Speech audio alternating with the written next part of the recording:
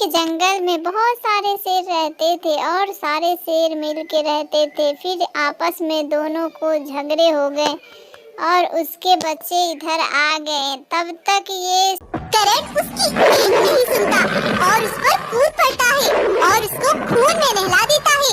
करण अपने दुश्मन की बेटी का सर धड़ से अलग कर देता है और वो सब वहाँ से भागकर अपने गुफा की ओर चला गया। उतने में उसकी माँ देखी कि मेरे बेटे को फिर उसने बहुत डर लगा है।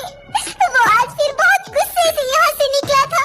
ना जाने वो क्या करके वापस लौट। दोनों आपस में बात किए। फिर बहुत गुस्से होकर वो कहा कि चलो मैं देखता हूँ कहाँ है सब।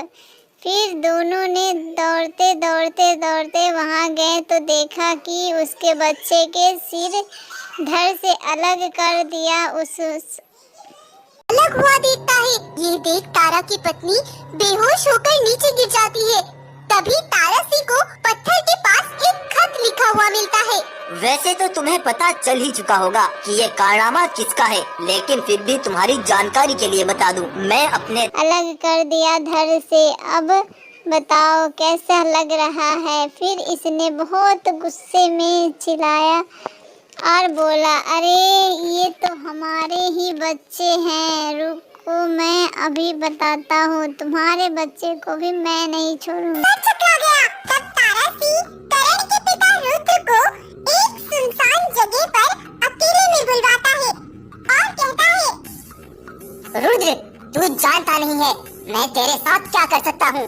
तू बेखबर ही जंगल में आराम से रह रहा है और तुम्हारा वो आवारा बेटा मुझे धमकी दे रहा है। अगर तूने उसे नहीं रोका तो मैं तुम्हारे जंगल को जला के राख कर दूंगा। और आया तो करण पूछा, बताओ तुम कहाँ थे इतने देर से, तुम कहाँ गए थे? तो बोला, अच्छा ये भी जान लो अब मैं रुकने वाला नहीं हूँ। तुम्हारी तरह बुजदिलों की तरह छिपकर बैठने वाला नहीं हूँ मैं। ये कहकर करण अपनी गुफा में चला गया।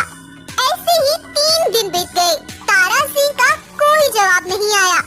3 दिन पूरे हो चुके हैं। 3 दिन बीत गए और तारा सिंह के तरफ से कोई जवाब नहीं आया। लगता मुझे